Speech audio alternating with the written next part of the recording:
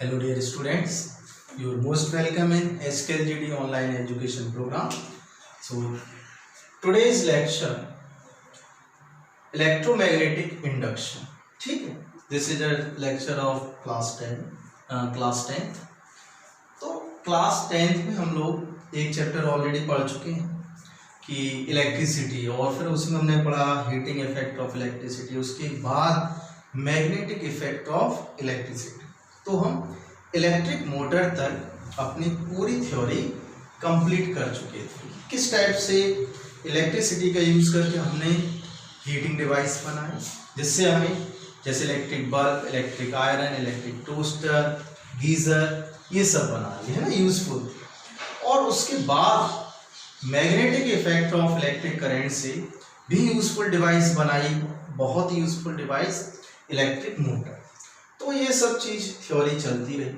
उसके बाद एक साइंटिस्ट ने इस सब का जस्ट अपोजिट सोचा कि अगर हम इलेक्ट्रिसिटी से क्या ले सकते हैं, फोर्स, इलेक्ट्रिसिटी और मैग्नेट को मिला दें तो क्या मिल सकता है भाई, एक फोर्स मिल रहा है, मैकेनिकल फोर्स मिल रहा है। तो क्या हम मैग्नेट और फोर्स से करंट नहीं बना सकते क्या? ये उस समय की सबसे बड़ी एक डिस्कवरी थी, और उसे ये अंजाम दिया माइकल फैराडे ने। किसने? Michael Faraday. तो काफ़ी नोन नेम है ये, और आप लोगों ने पढ़ा होगा माइकल फैराडे के बारे में। तो माइकल फैराडे ने फर्स्ट टाइम बिल्कुल अलग सोचा कि हम लोग इलेक्ट्रिसिटी बना लें, है ना, इलेक्ट्रिसिटी भी ले सकते हैं। किसकी वजह से? मैग्नेट की वजह से और मैकेनिकल फोर्स की वजह से। इसलिए इसको नेम दिया गया इलेक्ट्रोमैग्नेटिक इंडक्शन। ठीक, electromagnetic induction. Induction means develop करना, है ना, किसकी वजह से? मैग्नेट की वजह से। ठीक है, तो काफी इंटरेस्टिंग आज का ये टॉपिक रहने वाला है, और आप मेरे साथ अच्छे से एंजॉय कर रहे हैं। और okay, keep enjoying and learning with me. तो इलेक्ट्रोमैग्नेटिक इंडक्शन, ठीक है भाई। तो इसे स्टार्ट, और जनरली अगर इसका मैं बहुत सिंपल मीन बताऊं तो करंट, इसको जनरली इलेक्ट्रोमैग्नेटिक इंडक्शन अगर नहीं समझ में आए तो आप लोग इसको जनरली अपने याद रखने के लिए समझ लो कि करंट या इलेक्ट्रिक करंट फ्रॉम मैग्नेट। बस इसका शॉर्ट फॉर्म ये है कि electric current we get from magnet. कि मैग्नेट से हम करंट कैसे जनरेट करेंगे, कैसे गेट करेंगे, तो वो हम यहाँ देखने वाले हैं। तो उससे पहले तो करना क्या है, ये आप घर पे भी कर सकते हैं, या कभी स्कूल में फिजिक्स लैब में जाएं तो वहाँ कर सकते हैं। इसके लिए आपको चाहिए एक बार मैग्नेट जिसमें 2 पोल्स होंगे, नॉर्थ और साउथ। ठीक है, एक कंडक्टिंग वायर, ठीक है, और दूसरा एक गैल्वेनोमीटर। गैल्वेनोमीटर आप लोग जानते हैं कि गैल्वेनोमीटर इज अ डिवाइस जो करंट को मेजर तो करती है, साथ ही साथ किसी सर्किट में करंट है या नहीं उसे क्या करती है, डिटेक्ट भी करता है गैल्वेनोमीटर। ठीक है, जब कोई करंट नहीं होगा तो इसका पॉइंटर 0 पे शो होता है, मिडिल में। दोनों तरफ करंट की डायरेक्शन के अकॉर्डिंग ये इसका पॉइंटर चलता है। ठीक है, अगर करंट ऐसे फ्लो हो रहा है तो पॉइंटर इधर आ जाएगा, अगर करंट इस तरफ है तो ये पॉइंटर इधर आएगा। और माइक्रो एम्पियर के सिंबल बने, जिसकी रीडिंग जो होगी मिली एम्पियर में ना होगी, किसमें होती है? माइक्रो एम्पियर में। कि कुछ माइक्रो एम्पियर तक का करंट ये मेजर कर सकता है और डिटेक्ट कर सकता है। ठीक है भाई, तो करना क्या है, कैसे कैसे करना है, वो अब हम आपको बता रहे हैं। उससे पहले हमें यहाँ कुछ पढ़ना होगा कि मैग्नेटिक फ्लक्स पढ़ना होगा। एक बात आई, मैग्नेटिक फ्लक्स क्या है, तो उसे समझें, फिर ये आपको प्रैक्टिकल अच्छे से भी कराते हैं। तो मैग्नेटिक फ्लक्स आप लोग समझें मेरे साथ पहले कि मैग्नेटिक फ्लक्स क्या है। तो ये मैग्नेटिक फ्लक्स, इसको हम लिखते हैं फाई, दिस इज सिंबल, और मैग्नेटिक फील्ड को डिनोट करते हैं बी से, तो इसे ऐसे लिख देते हैं मैग्नेटिक फ्लक्स फाई बी। तो इसे जनरली आप ऐसे समझ लीजिए कि जैसे कि कोई ये एरिया है, ठीक है, नॉर्मल एरिया, सरफेस एरिया, और एरिया की डायरेक्शन हमेशा क्या होती है, अपवर्ड होती है ना, प्लेन के परपेंडिकुलर, जैसे मेरा ये हाथ है, सरफेस है, तो इसके एरिया एलिमेंट की डायरेक्शन क्या होगी, तो just perpendicular from the surface, ठीक है। और इसमें से कुछ मैग्नेटिक फील्ड लाइंस निकलेंगी, ठीक है, ये मैग्नेटिक फील्ड लाइंस जा रही हैं, डी या मैग्नेटिक फील्ड कहते हैं, और ये इसके साथ थीटा एंगल बना है, किसके साथ, एरिया के जो परपेंडिकुलर है एरिया एलिमेंट, उसके साथ मैग्नेटिक फील्ड लाइंस कितना एंगल बना रही है, थीटा। तब फाई बी इक्वल टू क्या होगा, बी ए कॉस थीटा, क्या होगा, बी मैग्नेटिक फील्ड एरिया और ये कॉस थीटा। यदि if theta equal to 0 degree, theta 0 कब होगा, जब ये मैग्नेटिक फील्ड लाइंस ऐसे जाए यो एक डायरेक्शन में, कि एरिया एलिमेंट की डायरेक्शन भी यही है और मैग्नेटिक फील्ड की भी डायरेक्शन परपेंडिकुलर है, तो दोनों कैसे हो गए, पैरेलल हो गए, और एंगल कितना हो गया, 0। कॉस 0 में पता होता है 1, तब फाई बी कितना होगा भाई, बी ए, कितना होगा, बी ए। तो जनरली हम यही यूज करेंगे, phi equal to b a, but main formula है phi equal to b a cos theta, ठीक है। तो ये मैग्नेटिक फ्लक्स, ठीक है भाई, यूनिट क्या होगी इसकी, वेबर, जनरली हम डब्ल्यू भी लिख देते हैं, ठीक है, वेबर, ठीक है। तो अब इसमें देखें कि ये मैग्नेटिक फ्लक्स हो गया, ठीक है। अब फैराडे की बात मैंने कहा कि फैराडे ने ही 2 लॉज दिए, तो फैराडे का हम एक लॉ पढ़ लें कि फैराडे का जो लॉ था वो क्या था, कि उसने बताया कि जब किसी मैग्नेटिक फ्लक्स में या किसी कॉइल से जुड़े हुए मैग्नेटिक फ्लक्स में चेंज आएगा, क्या आएगा, चेंज आएगा, तो उस सर्किट में या उस कॉइल में एक करंट या एक ईएमएफ, पोटेंशियल डिफरेंस कह सकते हैं, ईएमएफ या इलेक्ट्रिक करंट जनरेट होगा। जनरली यहाँ जनरेट वर्ड यूज नहीं करते, इंड्यूस्ड वर्ड यूज करते हैं, कि एक करंट जनरेट हो जाएगा, जिसको नेम दिया माइकल फैराडे ने, क्या, इंड्यूस्ड करंट। क्या नेम दिया, इंड्यूस्ड करंट। तो according to the Michael Faraday की ईएमएफ, इलेक्ट्रोमोटिव फोर्स या पोटेंशियल डिफरेंस कह सकते हैं उसे, तो उसे ई से लिखते हैं, किससे, ई से, equal to change in phi 2 minus phi 1 upon t. ये कि rate of change of magnetic flux is equal to the electromotive force, है ना, इंड्यूस्ड ईएमएफ। ये बिल्कुल ईएमएफ है, बिल्कुल काम करता है किसकी तरह, जैसे एक सेल पोटेंशियल डिफरेंस का काम करता है, और फिर सेल से वो करंट फ्लो होता है। जब हमारे पास ये आ जाएगा तब हम करंट निकाल सकते हैं, आई इक्वल टू क्या, ई अपॉन आर, ये फॉर्मूला होता है, b upon r, induced EMF upon resistance, resistance जो भी हमने वायर लगाया, तो ये इंड्यूस करंट बना और ये इंड्यूस्ड ईएमएफ बना।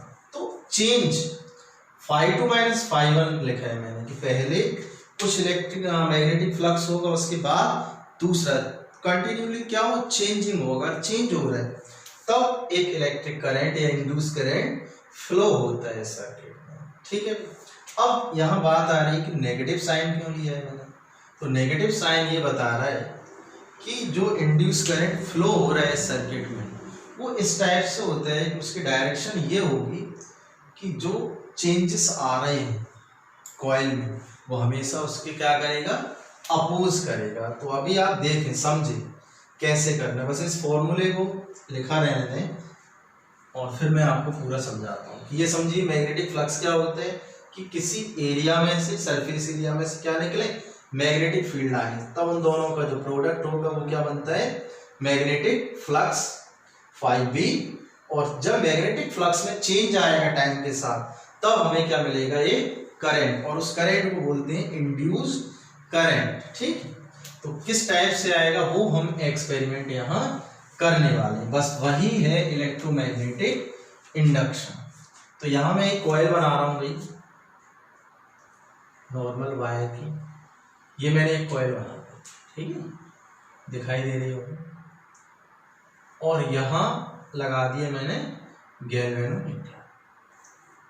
कोई प्लस माइनस हम नहीं लगा सकते, ठीक है, मतलब नॉर्मली हम बस एक प्लस माइनस का साइन लगा देते हैं, तो नॉर्मली आप इसे गैल्वेनोमीटर रहने दो, ठीक है। गैल्वेनोमीटर का पॉइंटर अभी कहाँ होगा, 0 पे, क्यों, क्योंकि इस कॉइल में कोई करंट फ्लो नहीं हो रहा।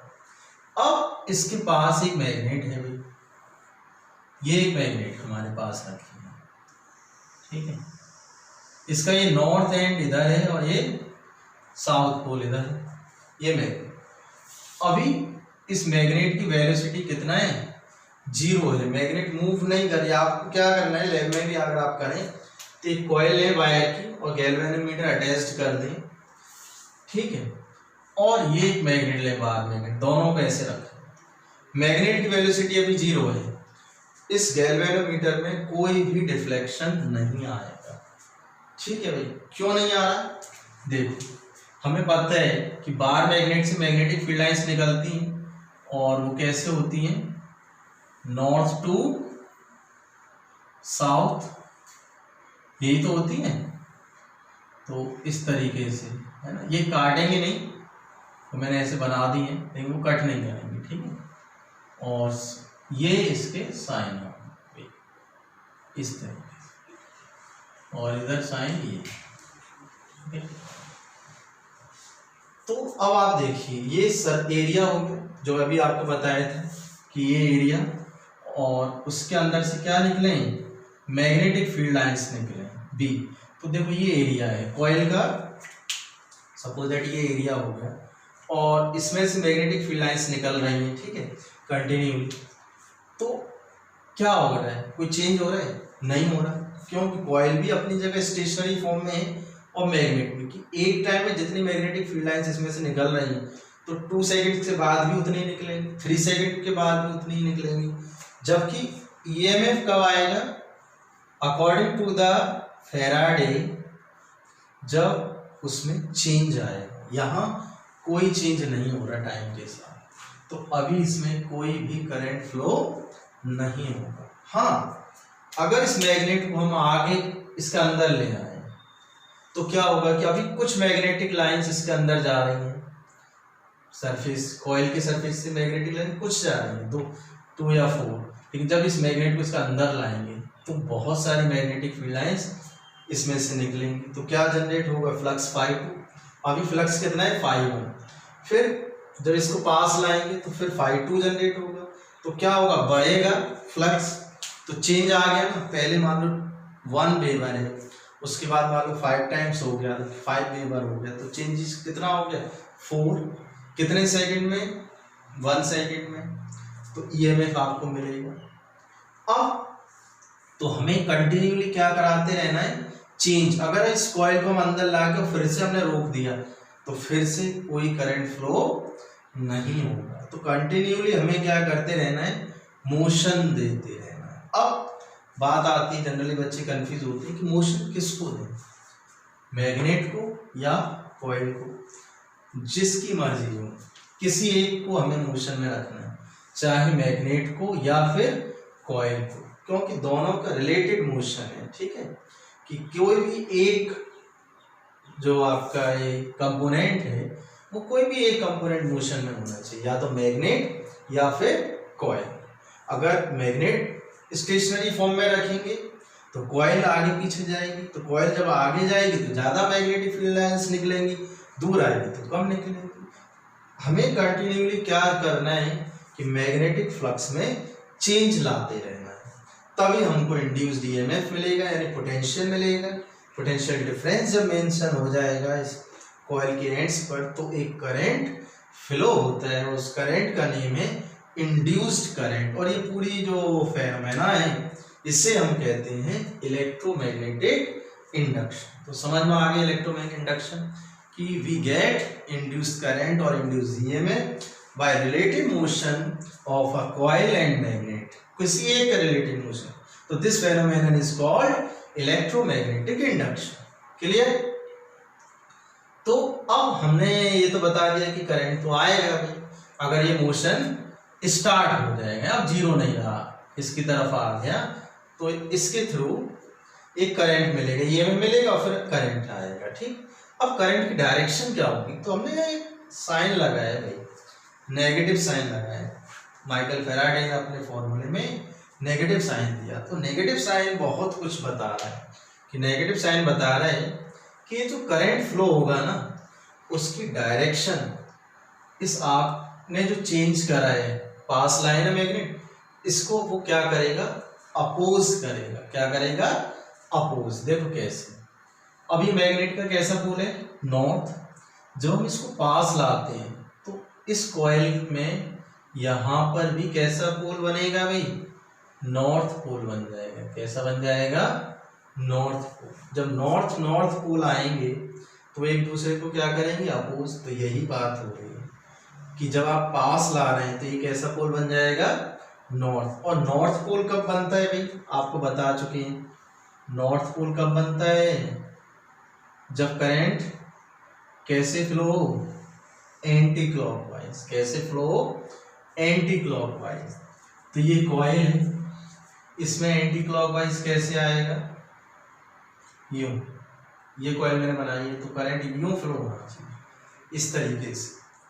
तो करंट की डायरेक्शन ये रहेगी यूं, तभी तो नॉर्थ पोल बनेगा, क्योंकि इसका अपोज करना है। नेगेटिव साइन बता रहा है कि करंट की डायरेक्शन इस टाइप से होगी या ये पोलरिटी इस टाइप से आएगी कि आपकी चेंजेस का ये क्या करे, अपोज करे। आप मैग्नेट को पास ला रहे हैं तो ये अपोज करने के लिए कैसी पोलरिटी आएगी, यहाँ पर नॉर्थ पोल की आए। अगर यहाँ साउथ पोल होता तब यहाँ पोलरिटी कैसी आती, साउथ आती, और फिर करंट की डायरेक्शन बदल जाती। अभी इस केस में करंट की डायरेक्शन ये रहेगी और इस तरीके से करंट आएगा। फिर ये पॉइंटर जीरो पे ना रह के इधर हो जाएगा। और कितने माइक्रो एम्पियर का करंट है वो डिफ्लेक्शन हम नोट कर लेंगे और पता लग जाएगा। अब मोशन जितनी तेजी से होगा उतना ज़्यादा करंट की रेटिंग बढ़ेगी। तो आपको ये भी देखना है कि अगर करंट बढ़ाना है तो मोशन क्या होना चाहिए, ज़्यादा होना चाहिए। ठीक है, अब कब तक करंट मिलता रहेगा, जब तक कॉइल या मैग्नेट में से कोई एक आपस में रिलेटिवली मोशन करते रहे। ठीक है भाई, तो ये करंट मिल गया। अच्छा, अब आप इस मैग्नेट को दूर ले जाएं। चलो, अभी तो कैसे ले जा रहे थे, पास। अगर अब हम इस मैग्नेट को क्या करें, अंदर आ गई मैग्नेट, अब इसको हम दूर ले जा रहे हैं तो अभी बहुत ज्यादा मैग्नेटिक फील्ड लाइंस इसमें से जा रही है। जब दूर ले जाएंगे तो क्या होगी, कम होगी। हमें कम और ज्यादा से मतलब नहीं, हमें बस केवल मतलब है किससे, चेंज होना चाहिए। ठीक, तो फिर से चेंज होगा, तब ये मैग्नेट दूर जा रही है, तब ये इसके कैसे, इसके दूर जाने का विरोध करेगा, अपोज करेगा। वो क्या चाहेगा कि ये मैग्नेट इसके क्या हो, पास में आए। तब यही पोलरिटी कैसी होगी, साउथ होगी। कब, जब मैग्नेट दूर जाएगा। जब साउथ है तो करंट कैसे फ्लो होना चाहिए भाई, क्लॉकवाइज बताया था। कैसे, क्लॉकवाइज। तब करंट की डायरेक्शन ये ना हो के ये हो, इस तरीके से क्लॉकवाइज, और तब इस पॉइंटर इस डायरेक्शन में हो। तो ये इंड्यूस करंट।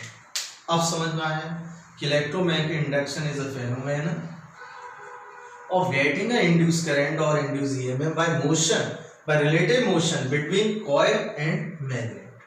तो जो इलेक्ट्रिक जनरेटर है वो इलेक्ट्रोमैग्नेटिक इंडक्शन पर ही वर्क करता है। इलेक्ट्रिसिटी जनरेट कर रहे हैं, उसमें भी क्या है, मैग्नेट और कॉइल का सिस्टम है, हम उन्हें क्या करा रहे हैं, मोशन करा रहे हैं। ठीक है भाई, तो ये बहुत इंपॉर्टेंट टॉपिक था। तो जनरली आपको याद रखना है कि करंट फ्रॉम मैग्नेट कैसे आएगा, कि किस लॉ पर वर्क करता है, ये माइकल फेराडे का ये लॉ कि चेंज, रेट ऑफ चेंज या change in magnetic flux upon time is equal to electromagnetic या इंड्यूस्ड ईएमएफ और इलेक्ट्रिक करंट। ठीक है, इंड्यूस्ड करंट इससे निकाल सकते। और इस इंड्यूस्ड ईएमएफ की और इंड्यूस्ड करंट की जो डायरेक्शन है वो हमेशा कैसे होगी, अपोज होगी। किसके अपोज, जो आपने मोशन करा रहे हैं, किसमें, मैग्नेट का या कॉइल का। कभी आपने देखा जब दूर जा रही है मैग्नेट तब उसको पास लाना चाह रहे हैं, यानी अब से फिर अपोज कर रहा है कि दूर नहीं जाए, और जब पास लाए थे तो दूर धकेल रहा था, इसलिए नेगेटिव साइन इसमें आता है। तो इंड्यूस ईएमएफ ये फेनोमेना है कि आपको कॉइल और मैग्नेट में से किसी एक को मोशन कराना है, और उस मोशन से आपको क्या मिलेगा, करंट। तो अब मैं बोल रहा था कि अगर आप लैब में जाएं, अपनी फिजिक्स लैब में, तो वहां 2 मैग्नेट्स ले लें, इस तरीके से यू शेप मैग्नेट लें, ठीक है, और उसमें एक वायर को आपको ऊपर नीचे करना है, और वायर से कनेक्ट क्या है, गैल्वेनोमीटर, ठीक है भाई, इस तरीके से। तो फ्लक्स में क्या आएगा, चेंज आएगा, चेंज आएगा ये मैग्नेट से। तो किसी एक को मोशन कराना है, या तो मैग्नेट को कराएं या कॉइल को कराएं, इस बार हम वायर को करा रहे हैं। तो इसमें भी क्या होगा, एक जो गैल्वेनोमीटर का पॉइंटर जनरली 0 पर रहता है, तो वो डिफ्लेक्ट होगा दोनों डायरेक्शन, और आपको पता लगेगा कि हमारे ऐसे करने से एक करंट जनरेट हो रहा है। उस करंट को ही कहते हैं क्या, इंड्यूस्ड करंट, जो बहुत ज़्यादा यूजफुल था। तो हमारा नेक्स्ट टॉपिक है, ये तो हो गया हमारा भी इलेक्ट्रोमैग्नेटिक इंडक्शन, जो इसकी डिस्कवरी किसने की, माइकल फैराडे ने। 2 लॉज दिए, तो पहला लॉ तो यही है कि induced EMF is directly proportional to या normally rate of change of magnetic flux is equal to the induced EMF, ठीक है। Negative sign show negative sign indicate the direction of current always opposed to the change, ठीक है, opposed to the change of magnet, कि magnet का जो change आप कर रहे हैं पोजीशन, उसका हमेशा क्या होगा, अपोज होगा। दूसरा लॉ ये दिया माइकल फैराडे ने कि जो इंड्यूस करंट है वो हमेशा होने वाले एक्सटर्नल जो चेंजेस आ रहे हैं उसका क्या करेगा, हमेशा उस पर अपोज करेगा। तो वही है जो नेगेटिव साइन में जो बताया है, वही सेकंड लॉ है। तो ठीक है, वो लॉ आपको इतना ज़्यादा याद नहीं रखना, नहीं फिर भी आप रिमेम्बर करें कि उस लॉ से ही आपको पता लग रहा है कि आखिरकार इलेक्ट्रोमैग्नेटिक इंडक्शन है क्या। मैग्नेटिक फ्लक्स एक बहुत इंपॉर्टेंट टॉपिक था जो मैंने बताया कि किसी भी एरिया में से, सरफेस में से मैग्नेटिक फील्ड लाइन जो पास होती है, तो उनका जो प्रोडक्ट है वही बनता है क्या, मैग्नेटिक फ्लक्स। मैग्नेटिक फ्लक्स में अगर चेंजेस आता रहेगा तो आपको एक करंट मिलता रहेगा। अगर मैग्नेटिक फ्लक्स में कोई चेंजेस नहीं आ रहा तो अब आपको कोई भी इंड्यूस ईएमएफ और इंड्यूस करंट नहीं मिल सकता। तो आई होप आपने बहुत अच्छे से समझा होगा, ठीक है। तो आप अपनी बुक से पढ़ें। इसके बाद केवल 2 टॉपिक इस चैप्टर में बचे हैं। जनरेटर, मोटर अलग वर्क है, electric motor convert electrical energy into mechanical work, but electric generator किस पे वर्क कर रहे हैं, तो मैकेनिकल एनर्जी को चेंज करता है किसमें, इलेक्ट्रिकल एनर्जी में। तो वो किस पे डिपेंड करेगा, किस पे वर्क करेगा, कि इलेक्ट्रोमैग्नेटिक इंडक्शन पे वर्क करेगा, ठीक है। तो काफ़ी यूजफुल टॉपिक होने वाला है। और जनरेटर भी अब हम यहाँ 2 टाइप्स के पढ़ेंगे, एसी और डीसी। फिर बताएंगे, उससे पहले बताएंगे एसी करंट क्या है और डीसी करंट क्या है। तो अब तक यही देखिए इस लेक्चर में। तो thank you for watching me, keep enjoying physics with me. Okay, thank you, bye bye.